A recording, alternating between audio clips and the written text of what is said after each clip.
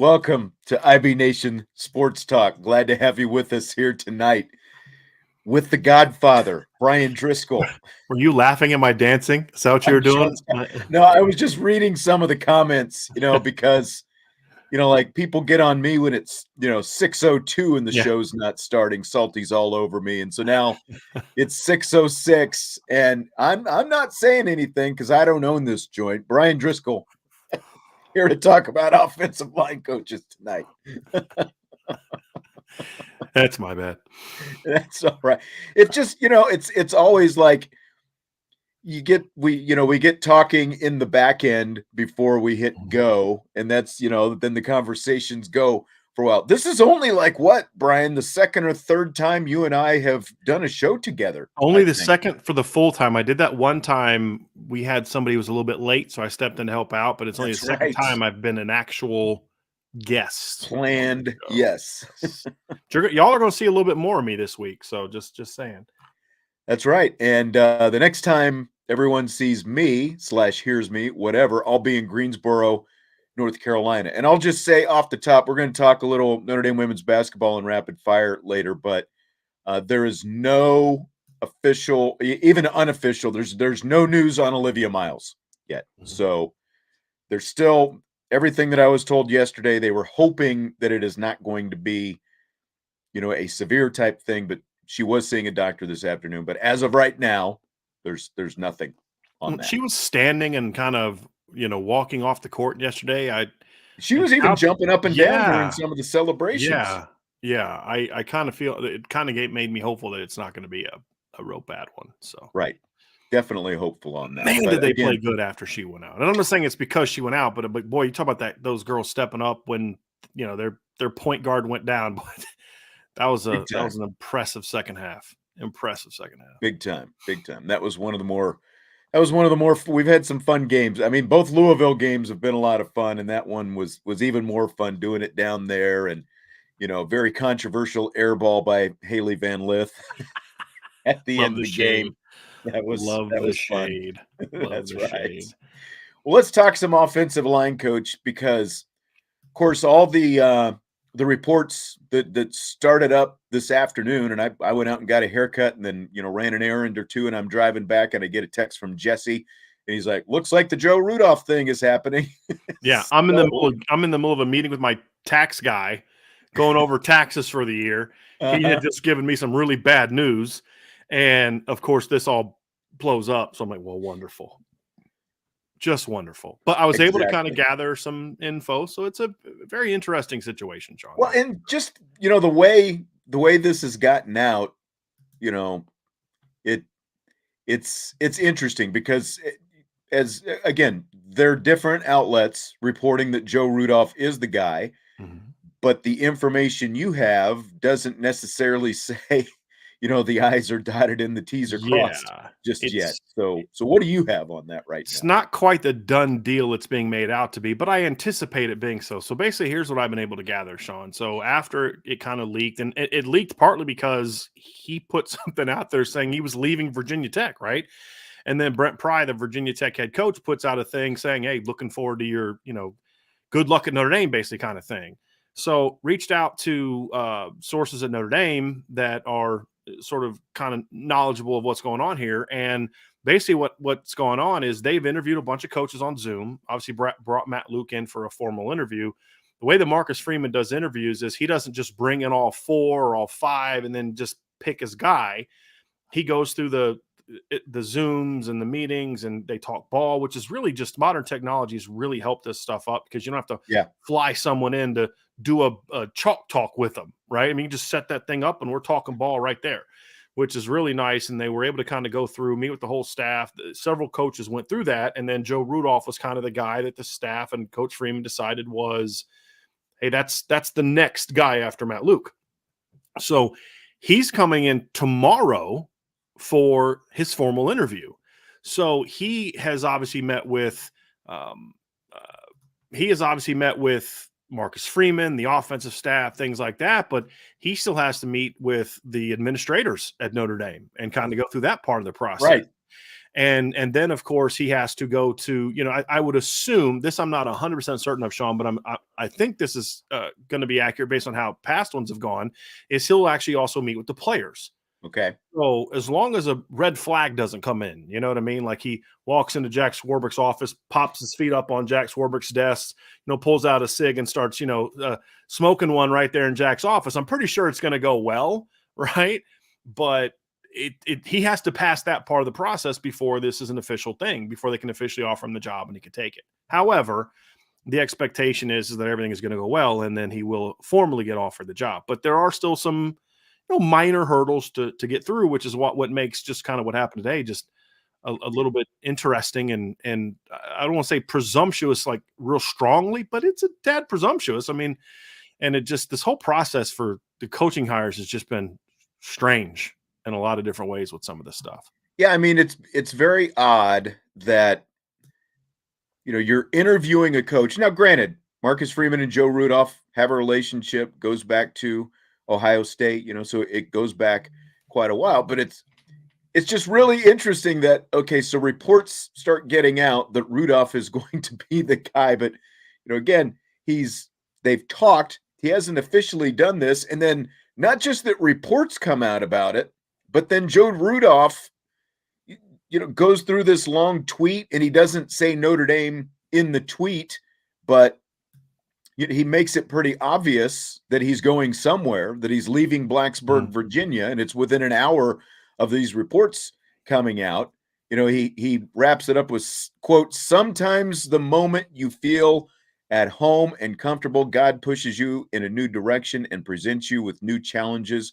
You may fight and resist, but eventually you must face the fact that God is way more powerful than you, and God works on a schedule that is oftentimes different than yours," end quote. And he ends it with, "UT Prosum, go Hokies." And I had no idea what UT Prosum is. That's a Virginia Tech thing that means that I may serve, I guess. Mm-hmm. I don't know if you were familiar with that, being a Virginia guy. But... No, not until today. No, That's a Virginia Tech thing. Virginia Tech, Blacksburg is such a different, country compared to where I grew up. I grew up in the Norfolk, Virginia Beach area, right? And Blacksburg is like sticks, right? Where we have the beaches, the metropolitan areas, and all that. Very landlocked. Yeah, it's more Tennessee than it is Virginia. You know what I mean? As far as the way people are and things like that. So yeah, it's a little different animal. The interesting thing is I have an opinion on Joe Rudolph as a coach, and I'll share some of that, and some of it's evolving to a certain degree. But the one thing is sometimes coaches like to put, thank God and all this other kind of stuff and things. And from what I've been able to gather from talking to multiple sources, that's how he is, right? Like he is a family man. He is a man of faith and things like that. So, that is not a let me go say the right thing. That's genuinely how he is. That is something that I have been able to gather because I don't know him personally. I only know, okay, here's my job evaluating him as the coach, right? From what we see from his offensive line, some good, some bad, or some good, some not so good, things like that. But the one thing I have gathered consistently talking to different people in the profession is that he's a good guy, right? And that was an important thing too, because when you're replacing Harry Hiestand, someone who the players absolutely loved, you better bring in somebody that's going to be similar in now Harry's a different type of personality, right. But you're going to bring in somebody that needs to be I'm going to push you and be hard on you, but at the same time,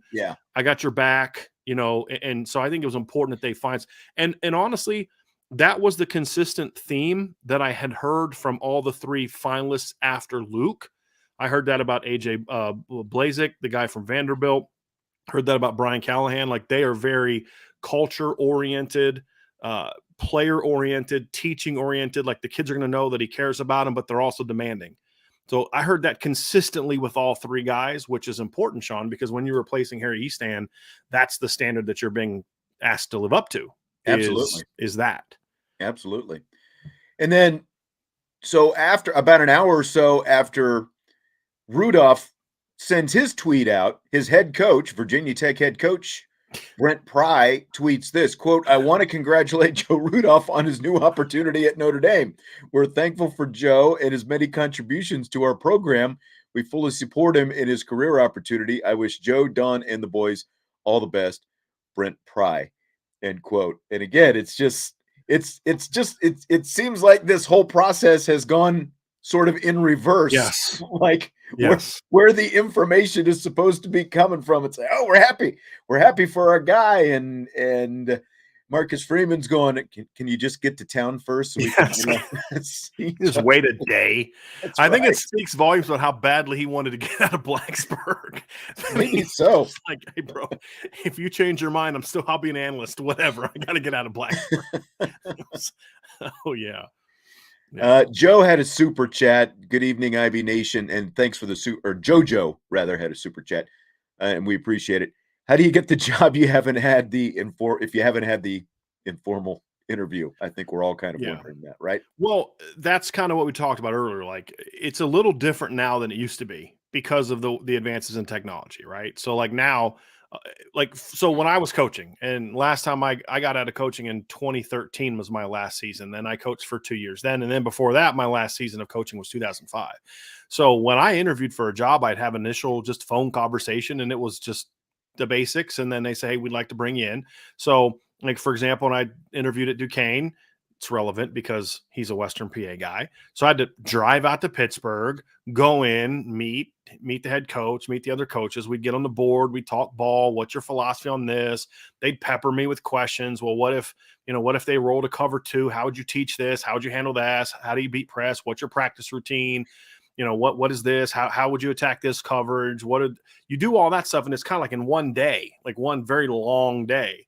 Sure. And you meet the other coaches, then they'll pepper you with things. You meet the players, you do all these kind of things. You meet the administrators, and then they decide if they're going to offer you the job first. Well, now with technology, I mean, Sean, we can get on, we could get on a Zoom call with a coach, and he can talk to us about his philosophy. We can see him face to face. He can get on the board.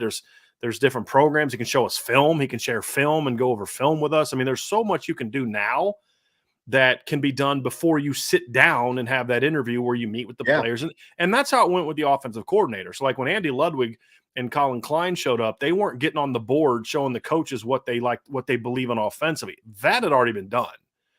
And so they did this not with Joe Rudolph, but they did it with several coaches. And I don't want to start naming names because I'm not sure specifically who they did it with, but I do know that they did at least 5 or 6 Zoom calls from what I was told with different offensive line coaches. So it was a pretty extensive process. Now the formal interview is more of just meet the admins, meet the players, and see the campus. Well, for Joe Rudolph, that's not a problem. Joe Rudolph has coached at Notre Dame before. He's been here, and so. And he's a Western PA guy. He's very familiar with the culture of Notre Dame. He's from Wisconsin, so it's not like he's got to come here and, oh, gee, can I handle the cold, right? He's from Pittsburgh, and he's spent almost a decade at Wisconsin and coached at Pitt. And so, 2012 when Pitt came here and almost upset Notre Dame in that 2012 season, he was Pitt's offensive coordinator and tight ends coach on that team. Okay. So, he knows what Notre Dame is all about.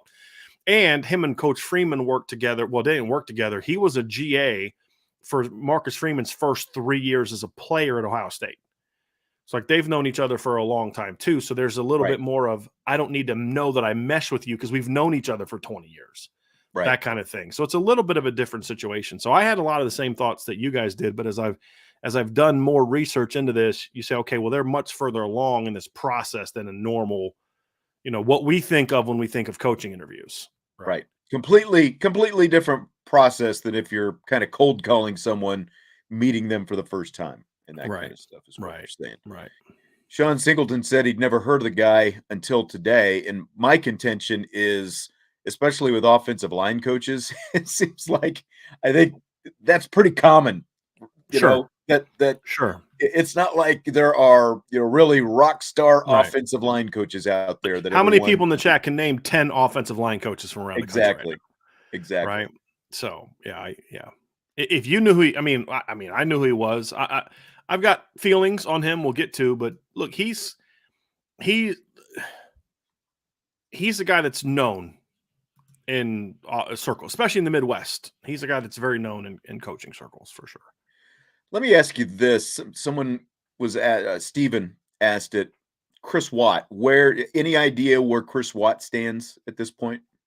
Yeah, I expect Chris Watt to be back. I just don't know what role it'll be. I don't know if it'll be as a GA. I don't know if it'll be as an analyst. I'm not quite sure where he stands on that cutoff of, how long he's been removed from college and NFL and different things like that. I'm not quite sure where that stands. So I do expect him as of right now to stay on staff. And from what I understand about his relationship with the current coaching staff and how Marcus Freeman views him and things along those lines, I do believe he's a very well-respected coach. And if things maybe would have happened with Coach Hiestand a year or two from now, he might have been a guy that maybe would have had a better shot with this at this position. But obviously it was a little too soon right now for him to get a look. But I do believe Chris got a look. I do believe that to be the case. Coach Watt, I should say, got a look and was considered for the job. It's just they couldn't take a chance on another coach that just didn't have a lot of experience on the staff, because you'd have Chancey Stuckey going into year 3, Chris Watt going into year 2 as a full-time coach because he had the 1 year Tulane. You've got Jared Parker being a first-year offensive coordinator where he's running the whole show. It's like, do you also want to bring in a potentially really good but young offensive line coach? I don't think you can do that when you consider what this staff is trying to do for next year, which is compete for a championship. Yeah. So I think what everyone wants to know at this point is what you think about Joe Rudolph. And like you went back and looked at his track record at Wisconsin, and it's pretty impressive. I mean, you look at obviously Jonathan Taylor, his career coincided with Joe Rudolph's at Wisconsin. Jonathan Taylor obviously now with the Indianapolis Colts, but there was that 3-year stretch. He ran for over 2,000 yards in back-to-back seasons. And I believe it was his freshman season before that, he was like 1977, right? Yeah, exactly. So over 3 years, he averaged better than 2,000 yards per season over a 3-year stretch. Right. With Joe Rudolph as the offensive line coach and offensive coordinator. And then the year before that, Corey Clement went for over 1,300 yards. The COVID year obviously messed them up. Braylon Allen, as a true freshman, went for 1,268 yards and 6.8 per carry, 12 touchdowns in 2021. I have some mix. If I'm just going to be honest, Sean, I'll tell you what. Just real quick, since we're throwing out names, I thought it was interesting going back and doing the research that Arike Ogunbowale's brother, Dare, was a running back under Joe Rudolph for a couple of years. And he had a solid year, his last year there, where he averaged over 5 yards per carry. He was their leading rusher. It was one of the teams, not a great rushing season. Well, but he himself had a that was solid not season. his last year. That year, you're talking about 2015. That was Joe Rudolph's first year. He rushed for 819 yards, had 7 touchdowns. It was the next year. Yeah, he actually was their number 2 back, and he rushed for 506 behind Corey Clement. Yeah. And he still rushed for 506 yards and averaged 5.6 yards per carry. Also caught 24 passes for 208 yards. So I mean, he was a very key guy, returned 10 kickoffs.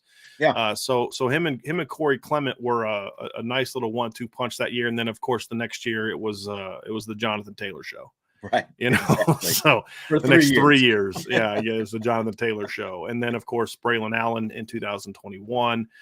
This year they had Braylon Allen saw his yards per attempt go down 1.5 yards almost. And then, obviously in year 2, but I'll share with you my opinion, Sean. And then after that, if you want to share yours, and then I can kind of tell you some other things that I've learned talking to different people about it. And so number one, I have mixed emotions on it. So let me say this. AJ Blazik, I'm not quite trying to pronounce his last name. Now we don't really have to know because he's not going to be the O-line coach most likely. Brian Callahan, Joe Rudolph were sort of the next 3 after Matt Luke. Here's what I'll say to sum up all 3 of them. Whoever you liked 1, 2, or 3, they are all significant upgrades over what Notre Dame had on the offensive line from 2018 to 2021. Okay, significant upgrades over what they had in the 2 years they went to the college football playoff. So I have some concerns about this hire, but they're still going to have a better O-line coach now than what they had in 2018 when we went to the playoff. Because remember, Harry left in 2017. So they're going to have a better O-line coach than what they had in 2018 when they went to the playoff, and a better O-line coach than they had in 2020 when they went to the playoff. So I want to make sure that we're clear on that, with some of the concerns and frustrations that I understand that people have about this hire. So that's number one. Number 2, Sean, is just my personal opinion with him is I have some concerns in a couple different areas. Number one, they had good offensive lines at Wisconsin, and a couple years statistically they had really good offensive lines. But some of the issues I had is they were never quite as dominant as they were in previous years. When you look at years where, like, for example, the pre-Paul Christ Joe Rudolph era. And so one of the things that we've heard people say is, well, they struggled this year because they didn't have a very good quarterback. Well, Andy Ludwig's last year at Wisconsin was 2014. The two quarterbacks that year, Joel Stave and Tanner McAvoy, combined for 2,082 yards, 6.5 yards per attempt. They threw 15 touchdowns and were picked off 16 times. And Melvin Gordon ran for 2,500 yards. Right. So let's not get into the whole, well, the quarterback was the problem. Wisconsin's had really great rushing attacks with bad quarterbacks for a long time. Yeah, exactly. And so I felt like the units weren't quite as dominant as in the past. The talent level wasn't quite as good, or at least it didn't play to the level as it did, in past years. He put the same number of guys into the NFL in his 7 years as the previous 7 years, but there was only like one first-round pick. There's like a lot of 3s, 5, and 6s, whereas the previous 7 years, there was like 3 first-round picks that went in the first round. So, like, it's putting guys in the NFL, but not quite to the level that they had before. The production was good, but it was a little bit more inconsistent, than maybe it had been in some previous years as well. So, Let me ask you this. Yeah. What, because you're going to be much more up on this than I am. What did Wisconsin's offensive line recruiting look like in that period? Now that was actually good. Where Notre Dame is right That now? was actually good. Like he brought in, he beat Notre Dame for Nolan Rucci a couple years ago. It was a top 50 kid that Notre Dame wanted. They landed Logan Brown, who was I think he's from Illinois, who was a very highly ranked guy. Now he hasn't panned out, but he's very highly ranked and very highly regarded. I think he was a top 100 to 150 guy according to several services. So he has since transferred to Kansas, I believe. But I think one service, I think, even had him as like a 5-star. Yeah. So he was able to get good recruits at Wisconsin. It's just they didn't always necessarily develop. Now, the thing is, like, the lines weren't bad by any stretch. I mean, you don't have a running back go for 2,000 yards basically on average for 3 straight years if your offensive line sucks, right? Like and averaging between 5 and 6 yards per carry. Right. And as far as Taylor, I think he had a year where it was like over 7 per carry. Yes. So. And you're not doing that if Jeff Quinn's coaching your offensive line, right? Let's just, I mean, no disrespect to Coach Quinn, but Jonathan Taylor went for 6.6, 7.2, and 6.3. Now, a couple things. Number one, I think the Big Ten West is not very good. And they weren't great running the ball in most of their big games. We saw this against Notre Dame last year, where they struggled to run the ball last year. Of course, they weren't really playing Braylon Allen a ton before that point in time last year. So that's kind of a factor in it as well. But, it's one of those things where the lines were good. They just weren't elite. Now, there could be a lot of things that go into it. Here's the thing that I have thought of where I'm curious to see how it's going to pan out. One of the issues that Joe Rudolph had, in my opinion, is he wasn't just the offensive line coach. He was also the offensive coordinator. And I have said in the past, I don't like an offensive line coach being the offensive coordinator. And the reason why is it's hard to coach the offensive line to the level you need to, 5 guys, when you're 3 managing deep everything. of 5 guys, and you're also running the offense. Yeah. I think that's part of this too. And I think that's something that when you look at talking to people at Notre Dame, I think I haven't heard this directly, but I get the sense of, let this guy focus just on the offensive line, and you're going to see what he's capable of. Because even within that dual responsibility, there's still some very good offensive lines at Wisconsin, production-wise. Now, I didn't think the production was always just like, wow, this line is phenomenal. Like in 2017 at Notre Dame, it didn't matter who you put at running back. Do you remember the Michigan State game in 2017? Right. Now, keep in mind, Michigan State that year finished number 2 in the nation in rush defense. Number 2, that was a 10-win Michigan State team, and they finished number 2 nationally in rush defense. They gave up 95.3 yards per game. Notre Dame that year rushed for 182 yards on them. The thing is, Josh Adams got hurt in the first half. Mm-hmm. Then Dexter Williams got hurt. Tony Jones was already out because he got hurt the week before against Boston College. And I'm trying to remember what happened to their 4th running back. Forget who. But they the whole second half almost is entirely Deion McIntosh running the ball, and they still went for $182 in that game. Now, it helps having Brandon Wimbush, but it was just kind of like it didn't matter who Notre Dame put in a running back. I remember the Wake Forest game that year where they put Deion McIntosh in late in the half. They run outside zone, and he rips off like a 50-yard run. It's like it doesn't matter who you put a running back. Right. That's not the line that I thought Wisconsin had. They had a line where they did a good job, but if you put Jonathan Taylor there, they're going to be special. And so But again, it comes down to he wasn't just the offensive line coach. And that's why I'm a big believer, Sean, that you have to. I prefer quarterbacks, tight ends, or like with Mike Denbrock, he was the receivers coach, but they had a GA who basically coached the receivers half the time. Mm-hmm. And so I'm just not a big fan of. And so somebody asked, we'll see the OC or run game. He was the offensive coordinator at Pitt and at West Virginia. And so now the run game coordinator right now at Virginia Tech. For correct, maybe correct. But he was the offensive coordinator. Now I think Paul Chryst had a lot to do with play calling, but he had all the offensive coordinator responsibilities. And at Pitt, it was interesting because he was there from 12 to 14. In 2011, the year before he got there, Pitt averaged 140.8 yards rushing yards per game, 3.5 per carry. The next year, his first year, they were very similar, 133 yards per game, 3.5. The next year, they were down again. But then in 2014, his third year, by the time they kind of got that going, they went for 249.5 yards per game and 5.3 yards per carry. James Conner had 1,765 yards that year. Their quarterback had over 400 yards, and another running back went for over 400 yards. James Conner had 5.9 yards per carry and 26 touchdowns. So it's not like you can say, well, they only had success with Jonathan Taylor. Braylon Allen had a phenomenal freshman year. In Joe Rudolph's last year at Wisconsin. Corey Clement had over 1,300 yards at Wisconsin. And then James Conner in his last year at Pitt went for over 1,700 yards and 26 touchdowns. So, you can't dismiss that. My thing that my kind of being down on it a little bit is more of a, how do I think he stacks up to Harry Hiestand, not the previous coach, because compare Joe Rudolph to Jeff Quinn, and this is a big upgrade. But that's not who I'm looking at anymore as the standard. And the other concern I had, Sean, and we can get into this next, is I had some questions about the scheme fit, but I feel a little bit better about that now after some conversations I've had today. Why don't you talk about that a little bit? Because I think that's, kind of, I saw a question or two on that. What do you think this looks like when he comes in? The duo thing was a big topic of conversation, obviously, during the season, and outside zone versus inside zone, and all those different kind of things. So what do you expect Rudolph, again, assuming he's the guy, what kind of concepts should we potentially expect from Notre Dame's offensive line? Well, the thing that I kind of been able to gather is over the last week is Notre Dame is going to still run similar concepts that they ran in the past. They're going to have inside zone. They're going to run duo. They're going to run counter. Those are things that they ran all of last year.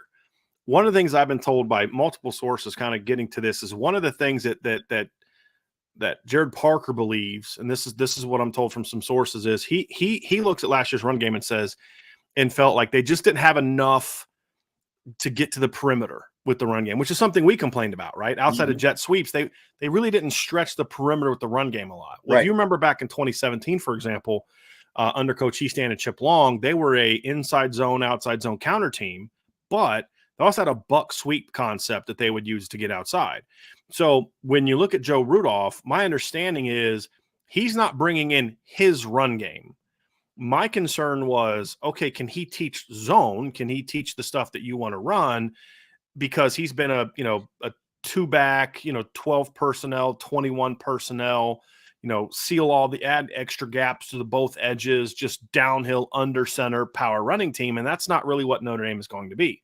And so from what I understand, he kind of just checked all the boxes when it talks about his feel for those concepts. Because the reality is, Sean, like I've coached receivers at multiple schools and we ran pretty different offenses. There are certain principles that are going to be true. And you say, hey, can I coach this scheme or not? And you say, yeah, I can. And with zone is actually, in my opinion, a little bit, say, easier to coach than running constant pin and pulls all the time. And so my understanding is there's a feeling that he's going to adapt to the zone stuff very well. And they have run zone in the past. They just didn't feature it the way that, traditional zone teams do. But his experience running some pin and pull stuff, and I think you have to especially look at who you have at tackle. You've got two elite players at tackle in Blake Fisher and Joe Alt, that I think what you're going to see is a run game that looks a lot like it did in 2017, where you've got the inside zone, you've got counter, you've got some outside zone, you have a little bit of duo, which they didn't run in 2017, but the outside run was the buck sweep. And so, for example, if you remember the North Carolina game, that 74-yard run Josh Adams had, it was off of a buck sweep. So I think his experience working with movement linemen and guys that get out on space, get on the perimeter, the pin and pull concepts, which he's done a lot of, I think Notre Dame would like to add a little bit of that wrinkle to it. And I think that's what they're looking to do. And we'll kind of have a little bit of a breakdown at some point in time over the next week or two with some of that stuff on the message board. But I think it's more about let's adapt some of the things he does that fit with our philosophy that allow us to get big boys in space and get leverage and do some things to get to the perimeter, as opposed to just being a pure stretch only team, jet sweep only team to get outside. And again, that fits very well with what Harry Hiestand did with Chip Long in 2017, inside zone, outside zone counter, but then running that buck sweep. And then they would have wrinkles off of that. If you remember the touchdown run that Dexter Williams had in 2017 against USC, they faked buck sweep to the right because USC's linebackers, as soon as the guards would pull, they would just fly downhill. So they ran buck sweep to the right, but then they had Dexter Williams just run a sweep to the left with no blocking. But there was it was just Cole Kmet out there, but there was nobody from USC out there. And so it gives you some wrinkles that if teams overplay it, you've got some things off of it. And I think I've seen it used at Notre Dame with zone concepts, and it's worked. And I think that's kind of where they're going to go. Now, can he teach it as well as Harry Hiestand? That's what we'll find out, right? But schematically, philosophically, I think it fits really well. And he's not coming in, from what I'm told, to change Notre Dame away from a zone scheme, as opposed to he's adopting that, and then he's going to bring in some of the things he believes in to add make to it. To exactly. supplement it. Yeah. Exactly. And, exactly. And do, as you just detailed, all the things that were so annoyingly not happening, last year, or the last couple of years. And I look at it, again, this is a guy, as you said, who is an offensive coordinator at Wisconsin, along with offensive line coach duties. And I completely agree with what you're saying by not having to put together a game plan every week and everything else that goes with being an offensive coordinator and narrowing those duties down. Again, we already know that he had a great running back like Jonathan Taylor, and now he's got a stable of backs. There might not necessarily be a Jonathan Taylor, but there might be one who could emerge, but I mean, he's not going to have to lean on it. So you've got a stable of guys, who are, if Jonathan Taylor is here, maybe they're right. They're right behind him, if not even, pushing, being equal with him. And he's going to have a better quarterback to work with than he ever had at Wisconsin as well. So yeah, one of their best years that they had at Wisconsin was the 2019 season rushing the ball, where they had Jack Cohn. Right. And he was obviously their most effective passer during that stretch. So you can say, hey, look, they really only had success when they had big time backs. Okay, what's your evidence of that? Well, Braylon Allen had a great year, and Corey Clement had a great year, and Jonathan Taylor was phenomenal, and James Conner. And I'm like, well, like you said, Sean, he's walking into a good situation then, because he's going to have a lot of really good backs in Notre Dame. Yes. And he's going to have very talented offensive linemen. I mean, he's going to have guys that are going to be more physically talented than anybody's ever coached at Wisconsin. With all due respect to the kids that Wisconsin had, there's no Joe Alt at Wisconsin. There's no Blake Fisher at Wisconsin. And there's a reason Billy Schrauth picked Notre Dame over Wisconsin, right? I mean, so, I think the talent's going to be there. And again, this is a coaching upgrade over what they had before Harry Hiestand returned. I want to be clear on that. I'm not saying he's an upgrade over Harry Hiestand. Can it be at least as good? Exactly. Can it be? Okay, so like if here's Quinn and here's Hiestand, he's certainly better, but how much closer is he to Harry Hiestand? Is he slightly better than Quinn, way better than Quinn, not quite Harry, but really good? That's what we'll find out, because it's going to be a little bit of a different animal, and his responsibilities are going to be a little bit different. So I think that's going to determine just how successful he can be. Is how does he fit into the room? How does he adapt to it? Is he going to be able to will he thrive as just a position coach? I mean, he'll probably have like run game coordinator tagged in, but let's be honest, Sean, run game coordinator. Okay, go ahead. You can read that. Yeah. Chi-Town was asking if he would have any additional duties beyond recruiting. And, like you mentioned, run game coordinator, which he has right now. So what would that mean specifically to him? And my other question, nothing, I guess, that I would ask to you is, like, if you were looking at offensive line coach, running back coach, like, does one make more sense as a run game coordinator than the other? It's whoever you need to give a title to get them more money. Because here's the reality of it. That's really all that is. The offensive line coach is basically the run game coordinator if he's worth a darn, whether he has the title or not. It's kind of like I've always said, I don't care if a quarterback has C on his chest or not. He's the captain of the offense when you're on the field, right? Like Right. he's got that role. If the offensive line coach is anything other than like a newbie who doesn't really know what he's doing, he's essentially the run game coordinator. You're going to lean on him for, I don't know if Harry Hiestand had the title of run game coordinator last year, but I promise you had a big input on what they were going to do running the football. Yeah, they're his concepts, right? Blocking concepts. His concepts. He's going to be Yeah. heavily involved in. Hey, we need to have these are the formations that we really need to. We need to make sure we have the edge here. This is how we're going to handle the 3 technique. We need to run zone this week at the wide technique. We need to run it at the shade. We need to run it here. We need to run this out of this format. Hey, this doesn't look good here. And that's what the offensive line coach does anyway. If he's worth a grain of salt, and if the offensive coordinator is doing the job the way he's supposed to be doing the job, the offensive line coach is going to do that anyway. That's a little different than being the offensive coordinator, because the offensive coordinator, you're doing the whole package. You're bringing the whole staff together. You've got to make sure the receivers know what they're doing. The quarterback knows what he's doing. Whereas, okay, this is my job. I'm going to dominate the run game, and then you guys can figure out what we're going to do behind it. Just let me know what pass protections we need to see. And that's honestly a bigger question for me than the run game stuff. Like, I think Joe Rudolph will be fine with the run game. The bigger concern I have is the pass protection at times has been a little bit shakier at Wisconsin. And then this year at Virginia Tech, it was really bad. I think that's probably a little bit of a bigger concern for me than the other stuff is that. Now, they weren't bad in pass pro by any stretch at Wisconsin. They were never, they never gave up like 30. I think their highest year was like 27 one year, but they were 17 in 2021, 21 another.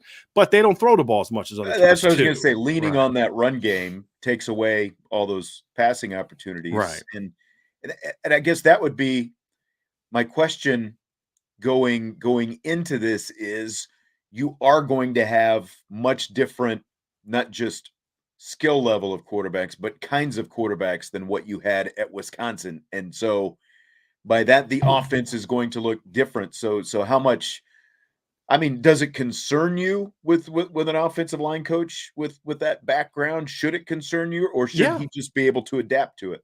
No, it's concerning because, look, it's one of those things, Sean, where we say, well, yeah, a coach should be able to adapt, but until you've seen him do it, you don't really know, right? Right. So I think there's always that a little bit. And I think when I look at Wisconsin, the concern for me with pass pro is not so much that he doesn't know how to teach pass pro. It's he's been in a system that was primarily under center a lot more than in the gun. They started to do more gun in 2019 with Cone and 2021 with Graham Mertz, but not a ton of gun.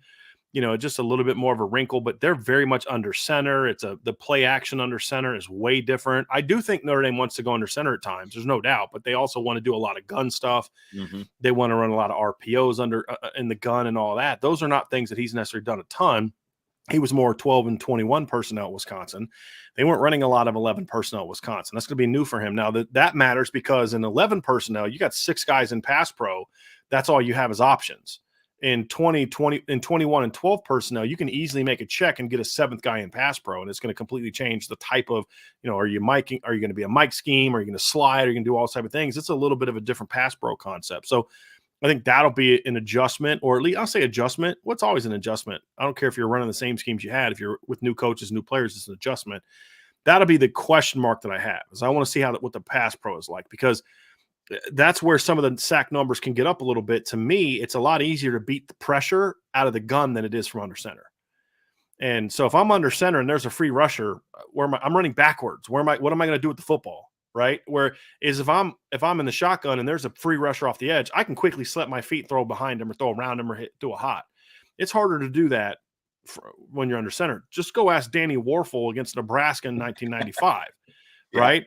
Where, he was getting to his 3rd step and Nebraska guys were hitting him and there's nothing he could do about it because he's from under center.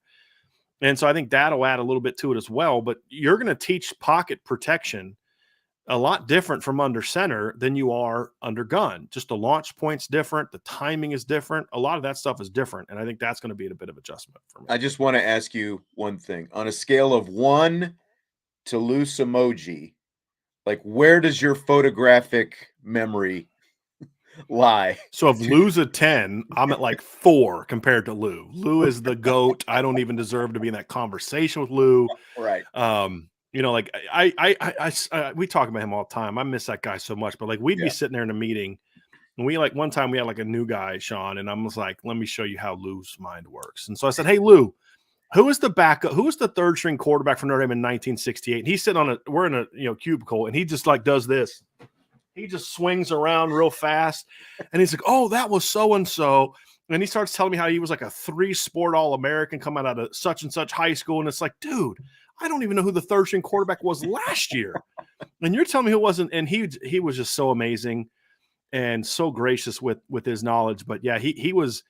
It's like I used to be like, man, I really thought I knew stuff like that. And then Lou would just pull up stuff he was my Google.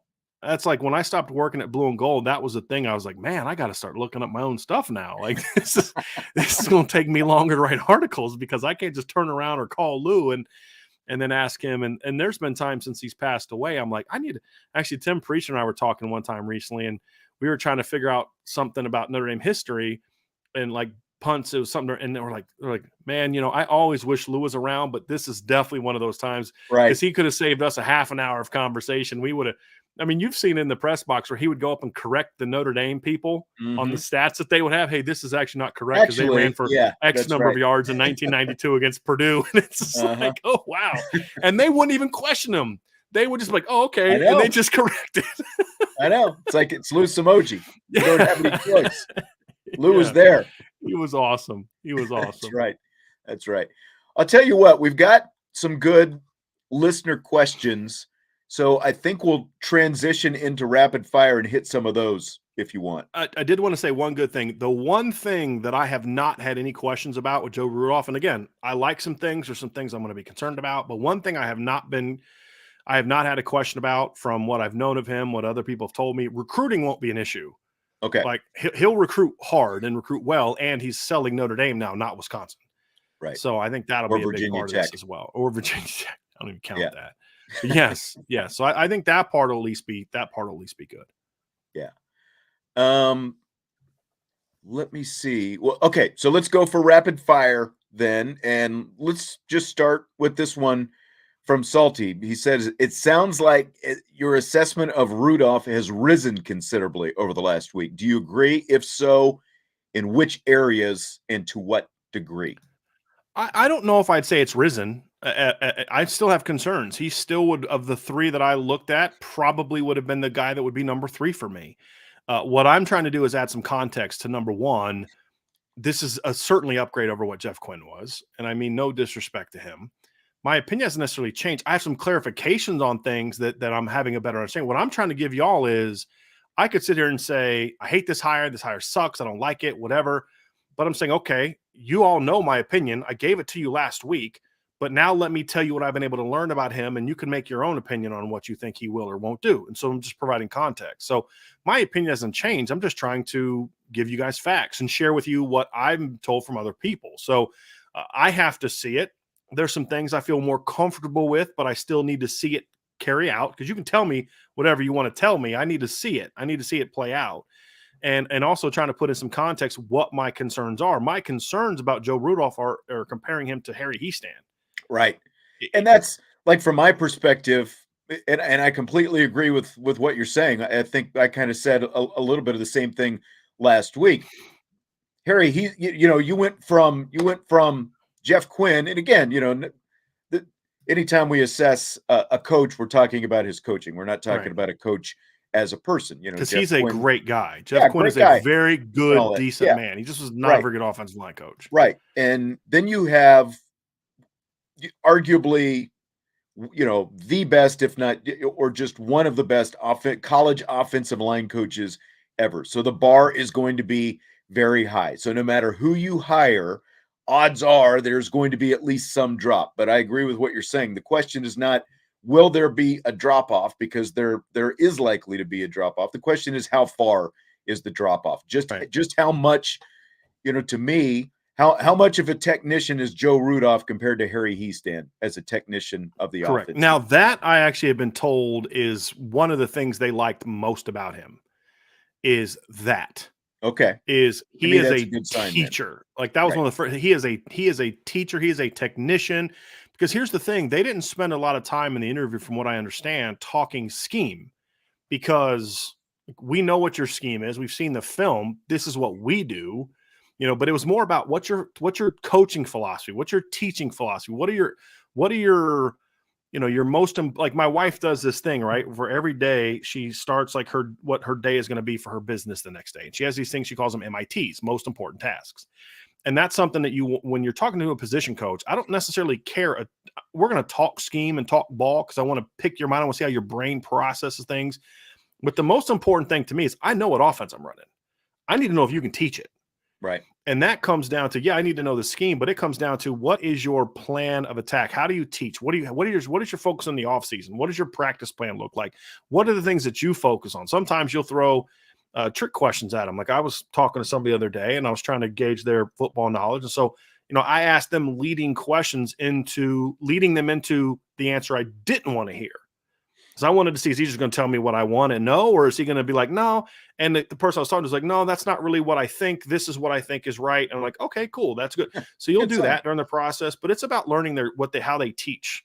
And that's been something that I've been told has been one of the things that really more than anything else impressed the staff is this guy can teach the fundamentals of technique. And when you're replacing Harry Hiestand, Sean, you have to hire a guy like that. Right. Now, can he teach it the way Harry did? I have no clue, right? But I do believe it'll be much more of an emphasis than it was the several years before Coach Hiestand got back. And I think that's the thing too, Sean. He's building on a different foundation than what Harry Hiestand built on. Mm-hmm. Harry Hiestand had to overcome the Jeff Quinn era. Now Joe Rudolph your job is don't F it up, right? Exactly. Like keep building on what he started, which is a completely different task than what Coach Hiestand had to go through last year, which is this is broken. You got to fix it. Then you got to make it great. So that's a part of it too. Agreed. Super chat. Thanks to Charlie Weiss's last belt loop. Rudolph, notorious for his year one lines at a new school being terrible. Wisconsin, Virginia Tech, the most recent. Any concerns this continues at Notre Dame? I'm not concerned about that. I mean, that's a great thing to look at. I think that's important. But you also have to look at what were different. So, for example, his first year at Wisconsin, they went from having Melvin Gordon and Corey Clement. Now, Melvin Gordon in 2014, and this is with Andy Ludwig as the offensive coordinator. I believe the offensive line coach, was Bob Bostad. I believe. No, actually, it was not. I can't remember who the offensive line coach, but Ludwig was the OC. Not only did Melvin Gordon run for 2,587 yards, and I'm not recalling that. I'm actually looking at it just so people weren't. But their number two back was Corey Clement, who had 949 yards that year. Well, the next year, so Melvin Gordon went pro, and then Corey Clement got hurt early in the season that next year. So he was out. And so now all of a sudden you're down to Dare Agumbawale and Taiwan Deal, who are like number 3, number 4 backs. And so then the next year 2, Corey Clement comes back to good health and he rushes for 1,300 yards. So, the circumstances are different. At Pitt, they weren't very good his first year at Pitt, but he inherited a pretty bad offensive situation to begin with and didn't make it a whole lot better till year 3. Yeah. And then at Virginia Tech, they just were terrible.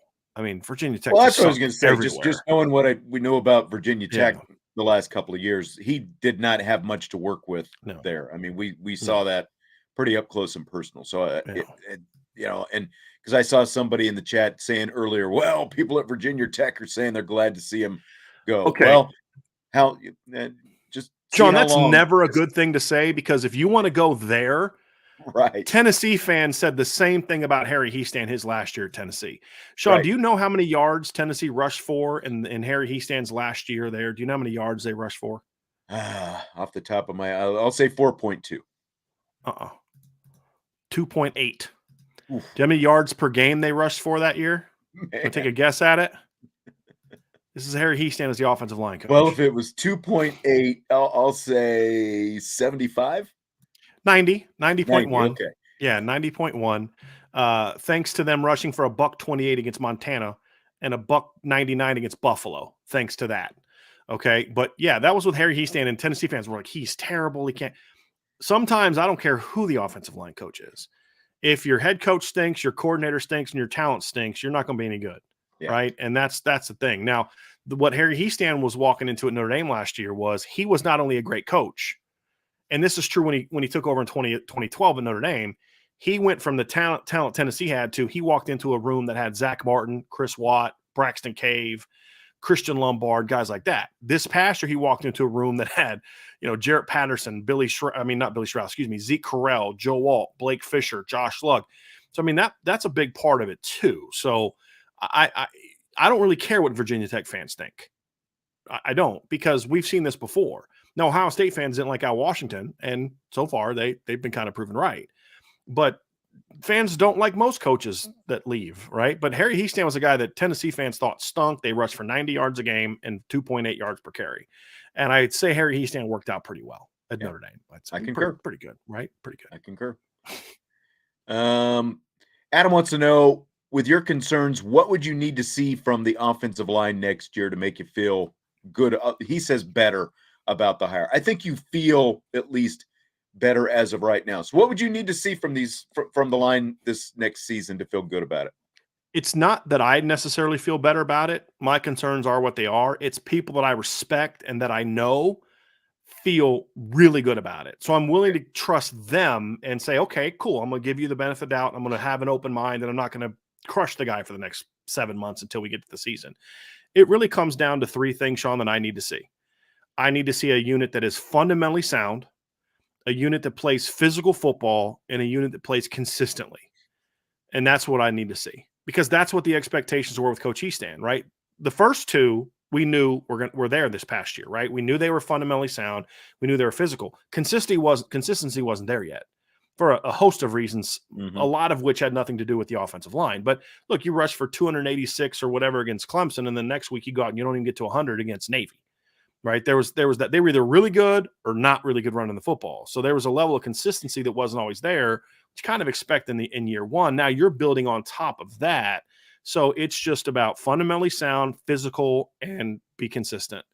I think those are the things that I look for in that run game and pass game. So I think those are the things I'm going to see. And if we see that, then I'm going to feel good about it. And look, he's going to get tested in game one. I mean, if they can come out there and be ready to handle Navy, you're like, okay. Because Navy's going to have one of the most complex pressure packages that Notre Dame is going to face all year. We just saw that this November, Sean. I mean, we just saw that.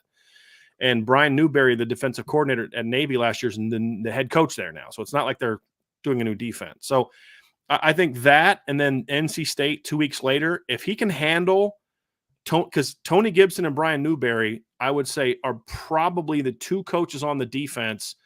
I would say that Jim Knowles is probably third as far as the complexity of looks and pressures, because NC State and Navy are three-man teams. One of the advantages we've talked about as being a three-man defense is you can bring a lot more different pressure packages because you're bringing more guys from the second level. And I think that's what makes it a little bit challenging. So you're going to get 2 games in your first 3 against coaches that are guys that I respect for what they do with pressure packages. That, to me, is going to be the biggest thing, is if he can handle that and his line can handle that, that's going to be a great sign for me when you get into the nitty-gritty of expectations beyond just the basics of fundamentals, toughness, and consistency, is if he handles the pressure packages against those 2 teams early, then I'm going to feel a lot better about it, because against the Clemsons and the USCs, it's more about just man-to-man, my guys versus your guys. It's not as much of the complexity. And so those are things that I'm looking forward to seeing. If you can do that, then I'll feel really good about it. And I'll know that the guys that I trust are right, and my initial impression is not correct.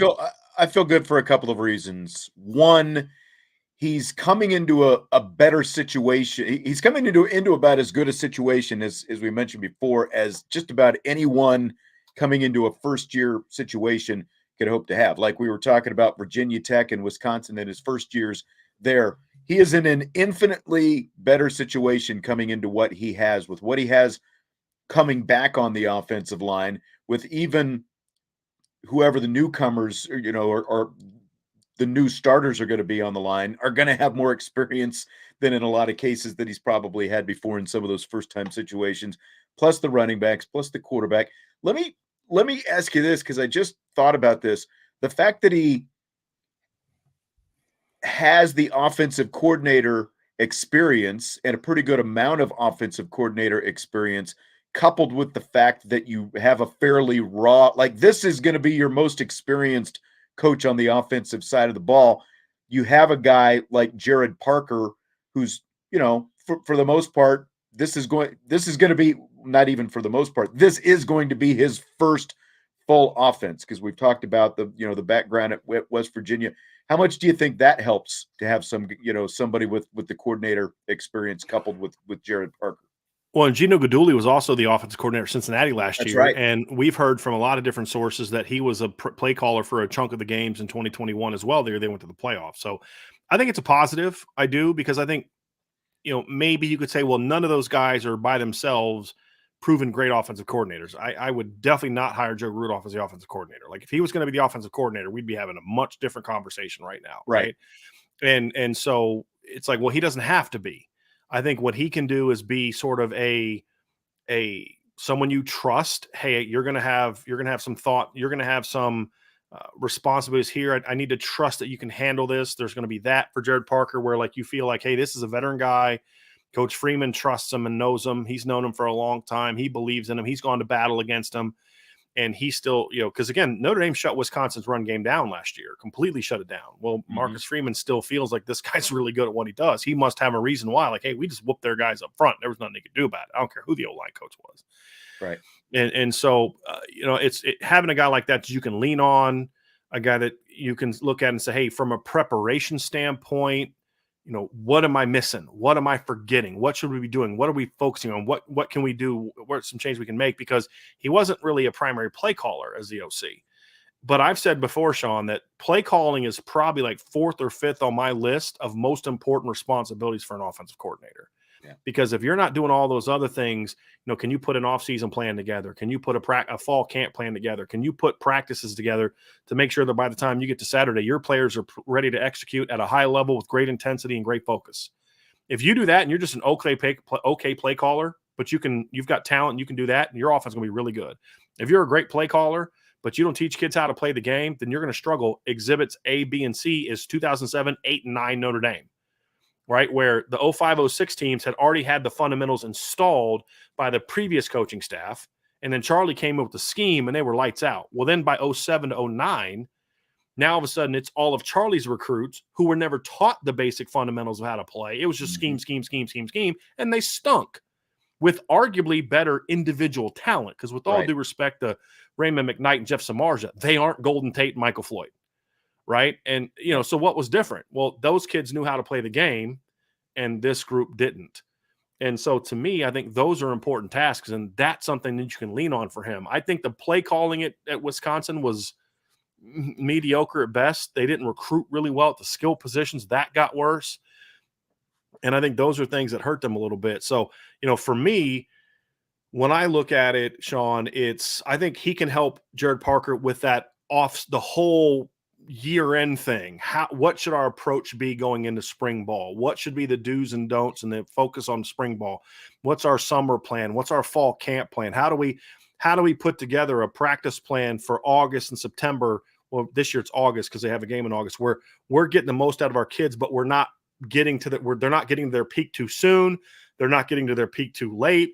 We're not killing in their legs to where by the time we get to Navy, it's like they're just done.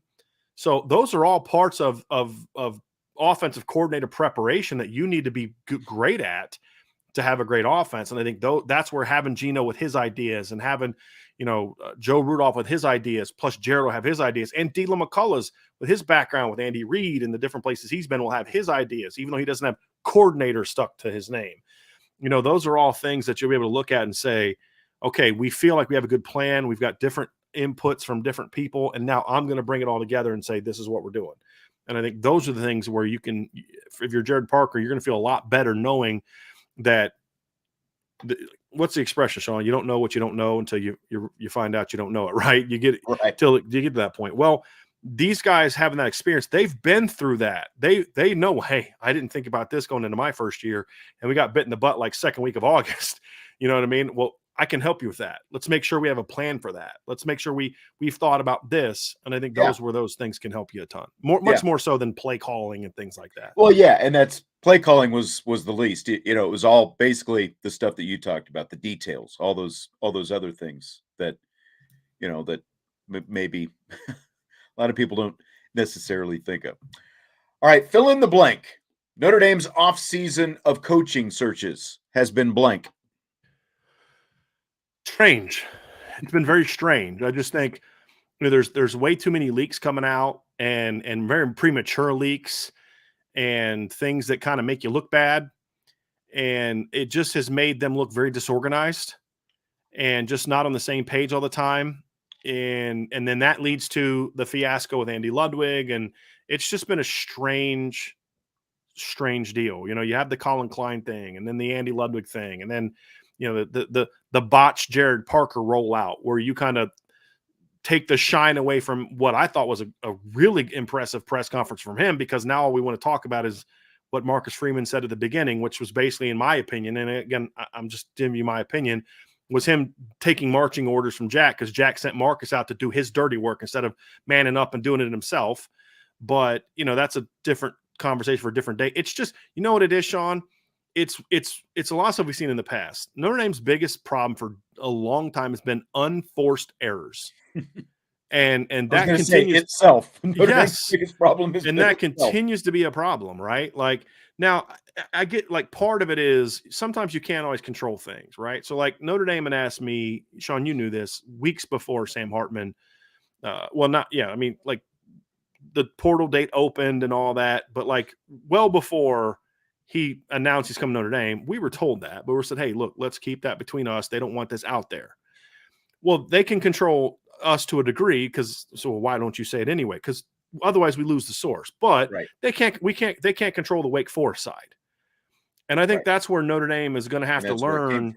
Yes, exactly. And that's where this stuff with Joe Rudolph is coming from. And that's where a lot of the Andy Ludwig stuff was coming from, was the other side.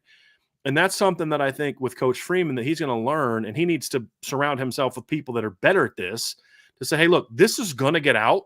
We may not want it to get out that Matt Luke is coming, but we need to control the narrative. So let's talk to Driskell. Let's talk to Priester. Let's talk to them and say, hey, look, here's who we're having come in. If you could just, I'll let you know when we can go with it, but just make sure we're clear that this is where we're at. Because what happens is they bring these guys in. It comes across very much that he's the guy and it's only him. And then he says no. And now the perception is you got your number 3 offensive coordinator. You got your number 3 offensive line. Well, not really, with the offensive line coach, but neither coach that they hired was the number 1 guy. Right. That's the perception, but that's often what happens in these coaching searches. And that's why they need to do a better job of controlling the narrative instead of letting other side and other people control the narrative. And then it looks like it's a disorganized mess, where in reality, Coach Freeman had a plan. He stuck to the plan. Coaches said no, and he moved right on to the next thing, and he had a plan. But it doesn't look like that because of the manner in which they've handled the process. Yeah, and that's maybe it's due in part to the fact that you do have a still relatively inexperienced head coach, and he's still learning that aspect of it as well. But it is just Notre Dame has a lot of people that like. Well, and that's very true too. They're, it's like trying to plug the holes in the dam. Like it keeps coming out someplace. That's for sure. It gets out all over the place. It's just been the weirdest. I've never seen so much of this stuff coming out like you're talking about from so many different directions as we have had in the last month with just this handful of searches. Like the Jaguli thing was like the quickest thing. It's like it happened. It's a done deal. It's going to happen. And, now it's kind of faded to the back burner that, that was over and done with quick. But between Ludwig and now this, and the Ludwig thing, and again, just the reverse process that all this stuff with Joe Rudolph is coming out really concerns me now that like you've got the Virginia Tech head coach wishing his offensive line coach well and, saying specifically Notre Dame in his tweet when he hasn't even made it to town yet for this interview. It really concerns me that, like, if this thing blows up, I mean, just the egg on the face afterwards Right. at this point. I don't know how you overcome that. What win? That's the overcome it, right? I Like guess that's it. what we're not talking about is like, well, this is just I've had people say, well, Notre Dame's not an attractive job for people, blah blah. And I'm like, how is them going to their number 3 candidate on offensive coordinator any different than what happened with Alabama this year? Right.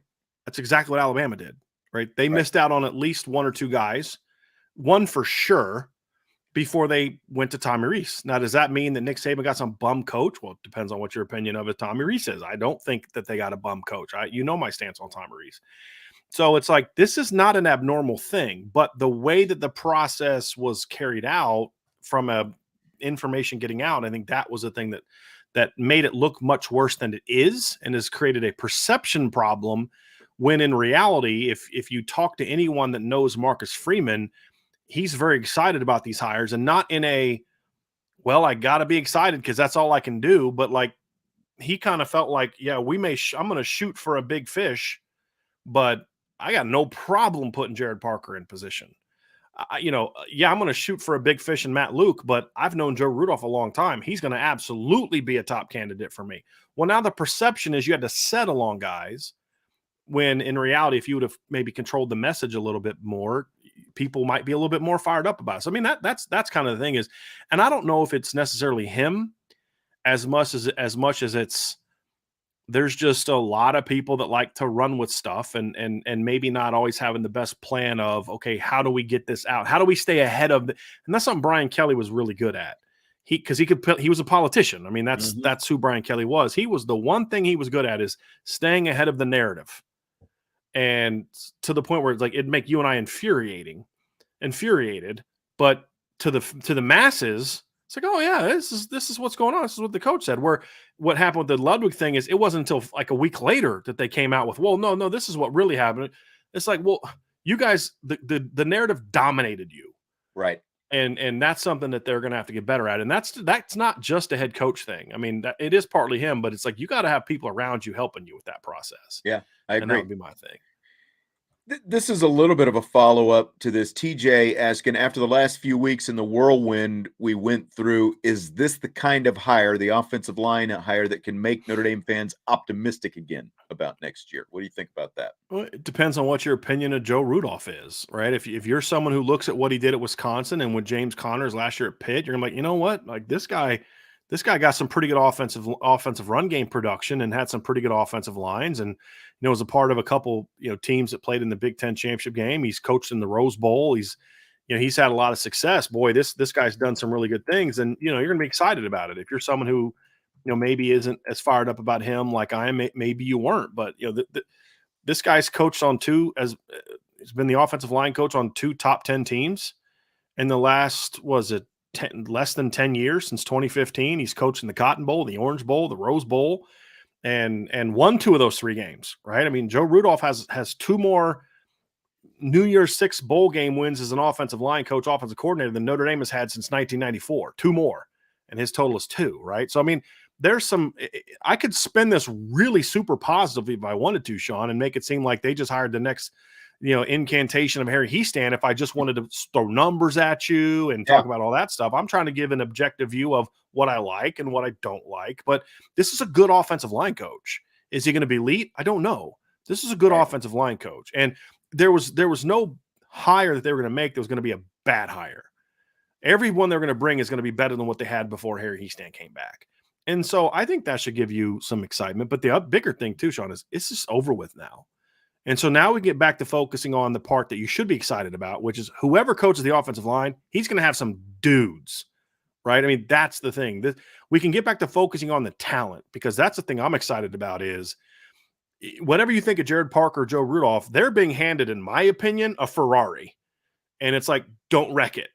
You know what I mean? And that's the exciting thing is if you have any faith in these guys at all, you're going to feel good because they're walking into pretty good situations. Absolutely. And Absolutely. and the thing that they're not, if you talk to Marcus Freeman, I guarantee you, we talk to Marcus Freeman, he's not saying, hey, well, I don't expect the offensive line to be great now or the offensive team to be great now because I had to go for my number 3 OC or my number 2 line coach. So he's like, no, we got some dudes here and we got some coaches that I believe in here who I've known for a long time. Let's roll. Because the one thing I did right after the Ludwig fiasco, before Jared Parker was hired, is Marcus Freeman needs to surround himself with people he knows and trusts. That's exactly what he did. He's known Gino for a while, he's known Jared for a while, and he's known Joe Rudolph for a while. And he hired people that he believes in, he's trusts. It may not work, we'll find out. But I mean, that's ultimately, like you talk about controlling the narrative and all that. That's ultimately how you start doing that. You've got your guys around you. It's a great point. It's a great point. They're going to have his back. Yeah. Talking to sources, doing whatever. That's a great point, Sean. That's a great point. And that's why we may not like these. And there you go. This is why I pay you the big bucks, baby. Right. They may not be hires that excite people. But as I said before, one of the least exciting hires that Brian Kelly made in his tenure was bringing in Harry Hiestand. Yeah. Can you think of a coach that he hired that had a greater impact on this program the last 10 years than Harry Hiestand did? No, I mean, literally, when you look at the assistant coaches who have come and got, other than, I guess you could argue Clark Lee and Marcus Freeman would be, and maybe even Elko to an extent, those three guys, but those three and Harry Hiestand are it. But like to the some degree total of where what Harry built was there was nobody better in the country at this. Oh yeah. True. Right. That's what I'm saying. And like we're now they're O-line U and all these other type of things. That's on Harry because no one was calling them O-line U when when John Latina and Frank Verducci and Ed Warner were the O-line coaches. Right. That didn't happen. I mean, they might have been. People thought that when Joe Moore was here, and people thought that when Harry Hiestand was here, and that's what I mean. And so that was not a hire that excited the masses because of what Tennessee people thought, because of how unsuccessful they were his previous year. What I'm saying is, I don't know if Joe Rudolph's going to be a great hire, but it's not a bad hire, right? But the more important thing is, if you're a fan who believes in Marcus Freeman, and forget what Brian Driskell thinks and what Sean Stiers thinks, if you are someone who believes in Marcus Freeman and think that he's cut out for this, then you need to understand one thing. He just hired 3 guys that he has the utmost faith in. Now, maybe there was a guy that he had in front of that guy from an experience standpoint or a name recognition standpoint or whatever the case may be. I'm not saying these are his number one guys. But when the whole thing went down after the Ludwig situation, I think he kind of changed course and said, nope, I'm bringing in guys that I believe in and that I trust. It may not work out. But if you believe in Marcus Freeman, you have to understand these aren't just some dude where he hired Joe Rudolph because of the Wisconsin success. He hired Joe Rudolph because he's known Joe Rudolph since he was a freshman in college and believes in Joe Rudolph and is coach against Joe Rudolph. He brought in Gino because he has seen Gino Guidugli every single day in practice for several years at Cincinnati, and the same thing with Jared Parker. So he surrounded himself, to your point, with people that he knows and he trusts. If you trust him, then going back to that earlier question, that's where your excitement should come from. I trust Coach Freeman, and he hired people that he trusts. So I'm going to just have some cautious optimism and be excited about it until I have reason not to be. But the other side of it too, because again, like a lot of people want to say, oh, he's just hiring his buddies and all that kind of stuff. It's one thing. You're not just like, you want the echo chamber to be your assistants are echoing your message to the team and they're following through with your message to the team. But at the same time, because of the longer, deeper relationships he has with these guys, I think that these are also guys, they're not going to, assistants, you never want them to be challenging the head coach in front of the team, obviously, but in meeting rooms and such, and in private, I think that you can have some faith that, maybe they're challenging each other to an extent on certain things. And that was the issue under Brian Kelly. Brian Kelly hired guys who were his buddies, right? That they could just tell what to do, and they were not going to challenge him. He was never going to have to worry about being challenged. Right? Never. And that's not what these guys are. And that's why it's a very small sample size. We only have 1 year. But think about who Marcus Freeman's buddies were, right? Who are the coaches he had a previous relationship with? Brian Mason, Mike Mickens, Jared Parker. They all did pretty dang good last year as position coaches. Right. I mean, so it's a little bit of now Al Washington did not. Okay. He worked with Al Washington for a year. That so far that hire's not panned out, but that's a pretty good success record when you compare it still to batting like 750 or right, where you compare it to Brian Kelly, who was at best 50-50. Right. He had the good ones like Mike Denbrock was a good hire, Mike Elson was a good hire, and then that's countered by the Brian Van Gorders. Bob Diaco was a good hire. Tim Hinton was not. Charlie Molnar was not. Those, he had those type of hires. Brian Van Gorder was an absolute disaster. Paul Longo was an absolute disaster. Fun fact: Jesse dated Charlie Molnar's daughter for a month or two Oh my back in the goodness. day. Whew. One of his 43 kids that he has. So Ask him about that yeah, at some point. I will definitely do that. That's for darn sure. Yeah. So again, he's had success with guys Bree's bringing in that he's known, and so yes, there's some coaches he brought in who he didn't know that he had success with. But it's like if you're trying to build your culture, and maybe some guys that weren't always on board with that last year, on and off the field, then you need to surround yourself with as many people that are going to be on board on that as you can. As long as, and this is going to be the key, as long as you're also bringing in people who are going to be able to tell you, um, hey, look, I don't agree with you here. Like, if you don't have someone like that, Sean, like you and I have had conversations about directions I think the show should go, and you don't just say, "Okay, whatever you say, boss." You don't say, "No." You'll no. I don't think that's. I think, and that's what you need. I mean, Right. because otherwise, if you're just doing what I tell you to do, what if I have a bad idea? What if I'm doing something that you know is not going to work? Well, it's not going to work, but I'm not telling him because he's the. No, you say, "No, dude, I think we need to go this direction," and we talk it out, and then we come to a conclusion that we have thought through and talked through, made points, and then, hey, let's roll with Right. this. Right. And that's how it needs to And be. that's exactly the kind of stuff we're talking about. Like, yeah, that's exactly right. That's exactly right. It's not just because you're buddies. It's also because you trust them to give Right. for them to give their real opinion Right. on things. Right. Yep, exactly. All right, let's change topic a little bit. We had an exciting basketball game yesterday. Fill in the blank. Notre Dame women's basketball team's win over Louisville was blank. Gritty. That's the word I could use, and not the new word for gritty, like the weird dance, but like old school gritty. Like you lose your star point guard. You're playing a team on the road that until you had beat them early this year in at home on an overtime buzzer beater, they had dominated you the previous 4 years. Like what was the game like? What didn't they lose like 50 to Louisville a few years ago? Like Niall's first year or Muffet's last Something. year? It was like, I mean, last year the two losses were by a combined 50 some points, I I think. mean, And yeah, it's I think a couple oh years man, ago it was it was bad. yes. And now you've now beat them at their place on senior day where Sean, supposedly they don't lose at home and they don't lose on senior day, supposedly. Right. Right. So, and you lose your star point guard, you end up going down 9 at one point in time with her out. And then you come back on the road with the ACC title on the line and you grind out that win. And you did it not because your shot started falling, because you got down and dirty and defended for 2 quarters.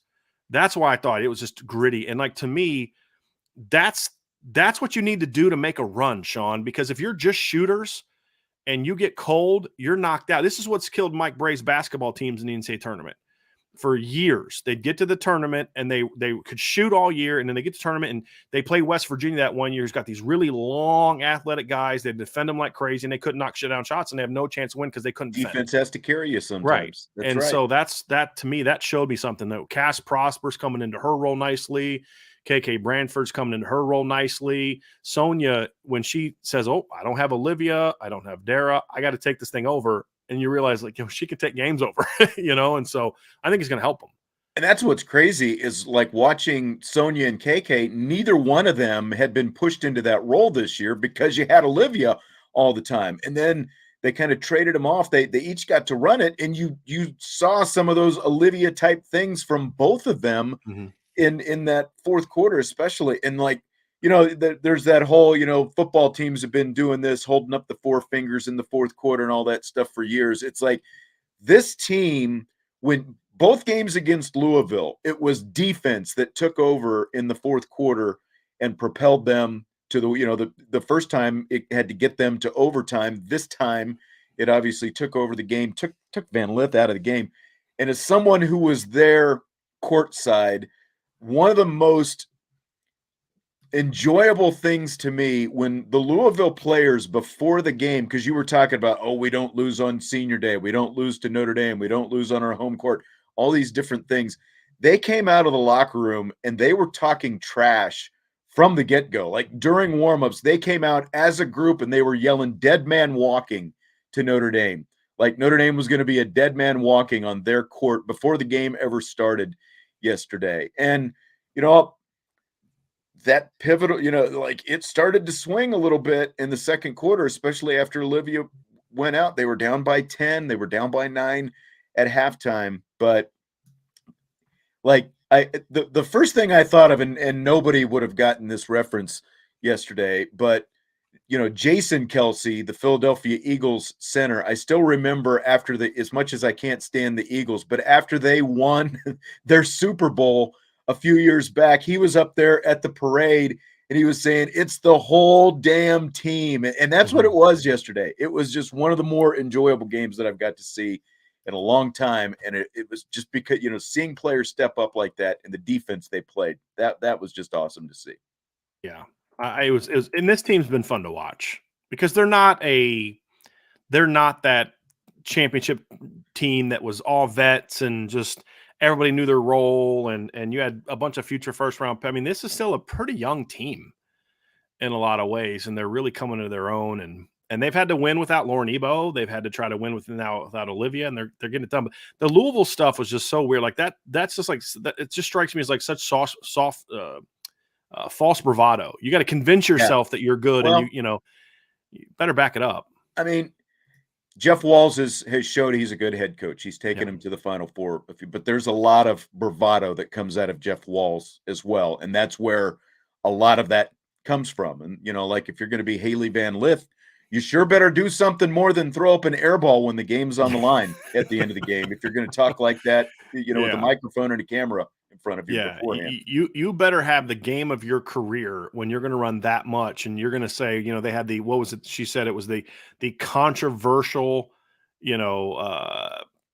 game winner type of thing. It's like you better do better than 6 for 21 shooting if you're going to do that, right? And that's what she was on Sunday. So yeah.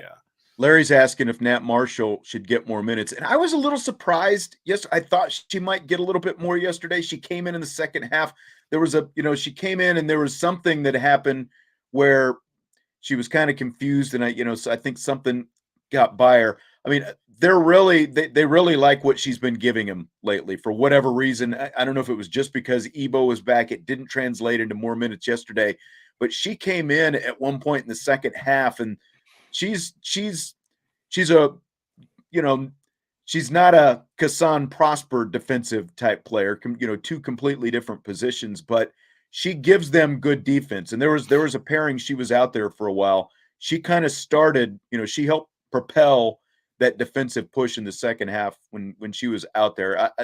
I really like seeing what she gives them on the defensive end of the. She did put up an air ball of her own. Now that I kind of talked through it a little bit, though. Before we move back to football, can I ask you a quick bonus rapid fire? Sure.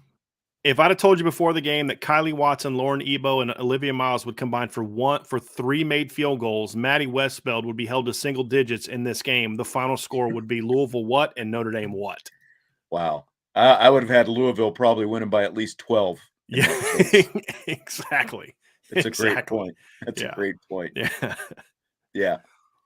And that, and that's another thing. Kylie Watson had 20 points against Louisville the first time they played. Yeah. And again, she gave them some good rebounding and some of that stuff, but they were also glad to have Ebo back. That was the only. But they combined for 5 points. Yeah. That's the thing. Those two combined for 5 points against Louisville. The only bad thing about this game, and I'm not saying this just from a Notre Dame perspective, it was so physical in the paint, down low, especially in the first half. The way they were calling that, they let so much stuff slide, and then all of a sudden they started calling things that they weren't, it's like it was just a very inconsistently called game on both parts. And that's got to be hard for both teams to play in. 50 free throws attempted yesterday between the two teams. Yeah. And that's nuts. Notre Dame made them earn. Notre Dame made Louisville earn what they got at the free throw line. All right, let's get back to the football. All right, let's do it. So the NFL Draft Combine is this week. Scale of 1 to 10. What is your interest, Bryan Driskell, in the Combine? 7. And there's number 1, there's not a lot of Notre Dame guys in it, so that's part of it. Number 2, right. I think for me, the Combine's lost a little bit of its luster for me with some of the changes that they've made over the years, like the having everybody go in one day, like do certain drills in one day. And so many guys opted out. They just continue to make dumb decisions that make it just not as interesting to watch. And, this is not a sexy draft for me, Sean. It's not those years where I feel like, man, there's this generational guy that I want to see what he's going to do, or some freaky guy that I want to see what he's going to do. So it's not really a sexy draft for me. So I'm not super, super fired up about it. But also, too, it's just with everything going on at Notre Dame, it's hard for me to really get locked into the combine a whole lot. But I'm really hoping that Michael Mayer has a big game. So that's even where my 7 comes from, is I want to see what him and Isaiah Foskey are going to do. Yeah, see, I'd probably put mine a shade even below yours. I was wondering where you would put yours. I'd put mine probably around a 6. It just because like you said, there really aren't the big sexy type players that we're hearing about. One we'll talk about one specific guy here in a minute, but it's so much gets built. It's just amazing that you have a whole body of work, years of film on these guys, and then you're going to place so much importance on putting a guy in some spandex and having him run some 40s and some cone drills and stuff like that. And that's someone there are some guys who are going to come out of this combine who we're going to all of a sudden start hearing about, whose names we hadn't heard before because showed their up. Film. That's right. exactly right. That's exactly right. And so, and along with it, because we've got so much going on with Notre Dame right now, it was like the week started and it's like, oh yeah, this is combine week. That's right. So I'll watch some of it, but like you, I'm mostly interested to see how a couple of these Notre Dame guys do, but otherwise, not quite so much. Like Bryce Young's not throwing at it, and right. I wish they would make some changes to what I would do to spice it up is I would make the 40, I'd change it to where I'd get away from the track thing, because like how many players like actually run out of a track stance, right? Like none. I'd get them in their football stance, make linebackers take a lead step and then go. Have running backs take a lead step and then go. Have receivers get in their receiver stance and then go, and make it more football applicable. Make your offensive linemen, don't have them get in a track stance. Why is a 6'7", 330-pound guy getting in a freaking track stance? Get him in a football 3-point stance and have him come out that way. I would love to see things like that.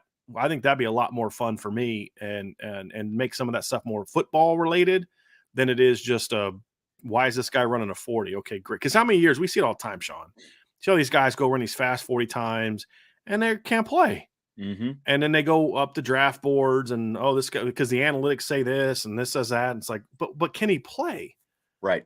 But look, but he ran this and he did this but can he play? Right. Right. And which is what it's supposed to be all about. Right. And I don't know what the 40-yard dash necessarily tells that they can play. I want to see a guy again. I want to see a running back do it out of his football stance. Make him take a handoff and do the 40 with the ball in your hand. Yeah. I'd love to see stuff like that. Terry Tyler, thanks for stirring the folks up. We didn't even hit him with hit the like button at the start. So do that if you would. We appreciate it. So speaking of draft guys, Alabama quarterback Bryce Young, who, as you said, is not going to throw. One of the biggest concerns about him is his weight, which is around 195 pounds right now. I know he's trying to get it up to like 210 is what he's shooting for. How big of a concern is that lack of weight on Bryce Young to you? It's a big concern. It is. It's much more of a concern than his height or lack thereof. I really don't care about height as much anymore. Which, by the way, according to what I saw today, is 5'10" and a half. Officially. I mean, you've got Russell Wilson's 5'11". He was a really good pro for a long time. Kyler Murray's like 5'10", maybe. Like height to me in the shotgun-based era is just not as important as it used to be. But you're talking about a 17-game season. He can get up to 210 pounds all he wants. He's not going to play at 210. And this is the thing. Scouts aren't stupid. Like, they know you played your whole career at 190, 195. They know you bulked up for this thing. They know they're going to look at your frame and be like, yeah, bro, you're not going to play there. You're going to play here. I think that's a concern. And honestly, I said earlier, like, there's no generational player. That's the only reason I say that. Because if Bryce Young was 6'2", 220, there's no conversation about who the number one quarterback in this draft is, who the number one overall pick is. The Bears have monster offers from people to move up to number one because they want this generational player, because he's incredibly smart. He has phenomenal arm talent. He's just, you got to question, can he hold up for 17 games a year plus some? And if you're a Super Bowl team, you're going to be playing 20 plus games now. And can he do that over 10 years at that size? That's the question. Right, that's going to be the concern with Bryce Young. What's up with the strength program there in Alabama? He's just not a big dude. You know, it's like, Because that's the thing, Bama guys are pretty yoked up usually. So if you're having trouble being over 200 pounds and you're in the Bama strength program, that's like, that may not be Exactly. good. I think you definitely want him playing over 200 pounds if possible. Yeah. I think the things that work in his favor is one, he's more of a pocket guy. He's not not more of, he is a pocket guy. He's not reliant on running around.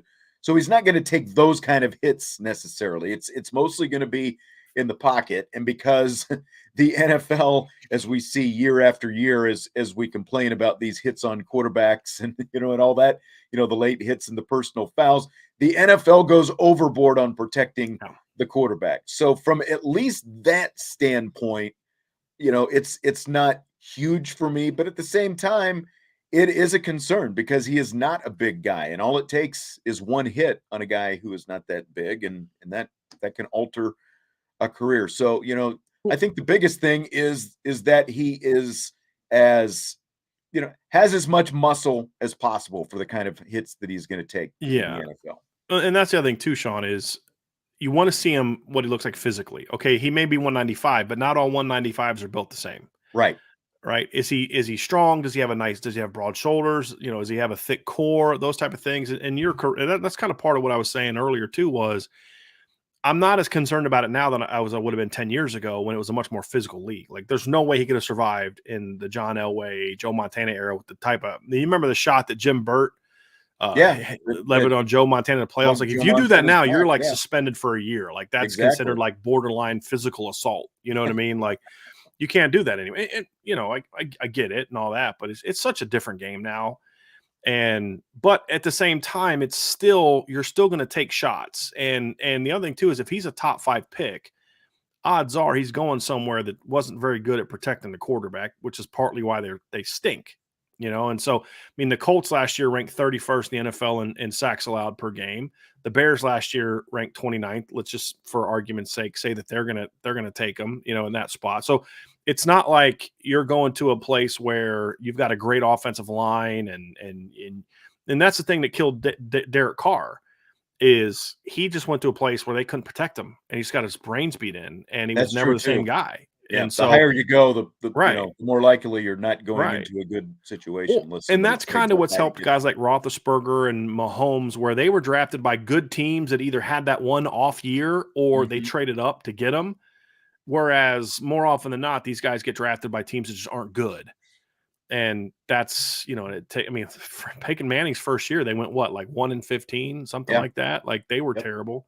And then eventually got good. But Peyton Manning was also 6'5", 235, 240 pounds, right? And Bryce Young is not that. Yeah. So yeah. All right, this will be our last question tonight. Fill in the blank. You're not a massive NFL fan, of course, but the Denver Broncos are your team when you do pay attention, and Russell Wilson is your quarterback, and you feel blank about that. Better. And here's why. So I was very much against the Sean Payton deal because I don't think I think he's a good coach, but I think a little bit overrated just from this, we're making movies about him now and all that kind of stuff. But he's a good coach. I think we'd agree he's a good coach. He's a good offensive coach. And I didn't love that they were going to have to give up multiple picks. Well, they ended up giving up a first and a second, but they got a third back. So it's like, okay, it is what it is. I don't love it. But the one thing is as you hear more and more about how Russell conducted himself last year, we had like his own office on the second floor and his own position coach, who was Jake Heaps, for Pete's sake, who was terrible in college, right? But you start saying, boy, this guy had kind of gotten into prima donna stage. And Denver has hired first-year coaches. It was Vance Joseph, and then it was Vic Fangio, and then Nathaniel. I think they've hired 4 straight first-time coaches, and they were all disasters. So you bring in a guy that has the cachet to walk in and say, hey, Russ, we ain't doing that anymore. You're not even the best quarterback I've ever coached. Right. Bruh, hate to break it to you. You know what I mean? We're going to do it my way. And so I feel better about it now because I don't think Russell Wilson's ever going to be what he was 5 years ago with the Seahawks. But I think he can definitely be better than he was last year. And I think that Sean Payton's the kind of guy that can force Russ to kind of, let's fall in line, let's be a team leader again. And because his teammates, from what you could see just watching games, his teammates did not like him very much, or at least they didn't respect him last year. And now you see why, because of a lot of this other nonsense going off the field and the way the coaches will baby him. Sean Payton's not going to do that. Right. And so if Russ takes to that, then I feel better about it again. And I feel like he'll be able to get back to being a good NFL quarterback. He'll never be what he was 5 years ago, I don't think. But he can get back to being a pretty good NFL quarterback. And there's some weapons at Denver, and they waste. I mean, their offense was so bad, and they had so many games last year they could have won if they just had an offense that had a pulse. And they got some good talent on defense and some good young receivers, a quality young line. It needs a little bit of patchwork. There's some pieces there to work with if you can get Russell Wilson to being back to just a decent percentage of what he was in his prime. Yeah. You have a chance to be a much better team. Yeah. I mean, I know, Notre Dame fans aren't high on Pete Carroll, and you can say a lot of things about Pete Carroll, but he's a good coach. Yeah. And like when you hear about that divide it's just nuts. By the way, he was USC's fourth option at best when they hired him. For all the people that want to talk Great about, point. you didn't get your number one guy. He was their Great fourth point. option at best when they hired Pete Carroll. They wanted at least 3 or 4 other coaches before they wanted Pete Carroll. So sometimes settling on a guy turns out to be a pretty good thing. So hopefully it'll be like that for Notre Dame. Yep. I think that's a good point to end on tonight. What do you think? Wishful thinking, blind optimism. I'm all about ending on that. You know what I'm saying? Let's do Bryan Driskell. That's right. All right. Well, it was fun. I think this is definitely our longest show that we did together. That's also my fault. So that's all right. That's right. I'm just saying, in comparison to what shows we had done before, we covered a lot of good stuff, and it happened at the right time because all this crazy news dropping on us once again with Joe Rudolph apparently set to be Notre Dame's next offensive line coach. So we'll continue, of course, to follow it. Check the boards. There'll always be all the latest intel up there. And we had a big intel drop on recruiting today before all the Joe Rudolph stuff went off. So yeah, if you're not a member of the board, very long kind of where things stand kind of deal on Notre Dame recruiting, including a little update on CJ Carr that I think people would be interested to find out. So, apparently Nathan had a super chat. It must have gotten by me. Nathan, hit us with the question if you would. It's right okay. there. Oh man, somehow that did get by me. I know why, because you saw BBG and just wanted to block it out of your mind and not have to get to it. So thanks for that, Nathan. Was it BVG personality or coaching you disliked? Both. So I didn't support the hire when it was made because I didn't like what he did in the NFL. His Auburn defense was the worst defense that program had ever had. He was trying to do NFL stuff there and it just wasn't working. So I didn't like the hire. And then you get to know him and you hear about the way he treats people and the things that he would say. It's like even something little like my wife went to, they used to have this thing, and I don't know if they've had it since COVID, but this football 101 thing. Have you ever heard of that, Sean? Or did your wife ever go to that? Did that? Yeah. Angela went to that and she loved it, because she loves football and Malika Zaire was still there. And she's like, the coaches were great. They would actually teach them. They didn't talk down to them. And then Brian Van Gorder gets up there and he just does this really condescending speech. She's like, we knew he didn't want to be there. She's like, I'm a coach's wife. I know when I'm being condescended and talked down to, right? And just was real disrespectful and just really inappropriate with certain things. And he just would say really mean, nasty things to players. One kid told me, one time he's like, that's why your girlfriend's cheating on you. That's why your mother doesn't love you. Just ignorant stuff like that. And it's that's not MFing a kid about needing to block better. That's just being an a-hole. And it's just then you realize you stink as a coach. And it's if you're going to be that kind of person, and that's never a good idea. Right. You better at least be good at what you do. You can't be an a-hole and suck. It's that's a terrible combination to be. And that's just pretty much how he was. So he began not like him as a coach. And then it built into he's an arrogant a-hole. And that added to him not being a very good coach. And he treats people like crap. And then you're yeah, there's just nothing redeeming about this guy. And he's got a bad, mustache and goatee. And it's sloppy too. So, it's just nothing as redeeming. We saw with the guy who hired him. You can be an a-hole and people will live with it as long as you're winning. As long as you're good at what you do. I mean, do you think Nick Saban's this the most lovable guy in the world? Do you think Bill Belichick's just a cheery, wonderful, fun, loving guy to be? No, but they win. and you can deal with that when you win. Yeah. All right. Well, great show tonight. Appreciate everybody being here. Hit the like button if you would on your way out. And of course, subscribe, rate, and review. And we will talk to you later on IB Nation Sports Talk. Thanks, Bryan.